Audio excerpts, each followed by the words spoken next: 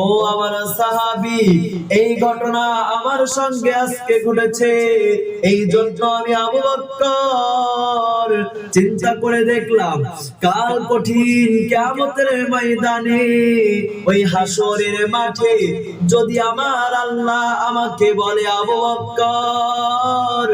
তোমার রোজা, তোমার হজ, তোমার দান, তোমার যাকাত, তোমার আমল আমার পছন্দ হয় নাই, তুমি তোমার আমল ফিরাইয়া নাও, আর আমি আল্লাহ তোমাকে এই আমলের বিনিময়ে যে জান্নাত দিয়েছিলাম এই জান্নাত তুমি আমাকে ফিরাইয়া দাও।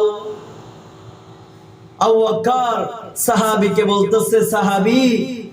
কাল কঠিন হাসরের ময়দানে যদি আল্লাহ আমাকে বলে যে তোমার জান মাল তুমি ফিরাইয়া নাও, আর তোমাকে যে জান্নাত দিয়েছিলাম এই জান্নাত তুমি আমাকে ফিরাইয়া দাও, ও আমার সাহাবী তাহলে কাল হাসরের মাঠে তো আমার বলে আর কিছুই থাকবে না, আমার তো আর কিছুই রইবে না, আমি আল্লাহর কাছে তখন কি জবাব দেব? ভাইয়া দোস্ত বুজুর্গ, একটা বার চিন্তা করে দেখো, আজকে আপনি আমি যে যাকাত দিতেছি,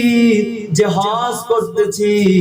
লাখ লাখ টাকা খরচ করে হজে যাইতেছি, লাখ লাখ টাকা দান করতেছি,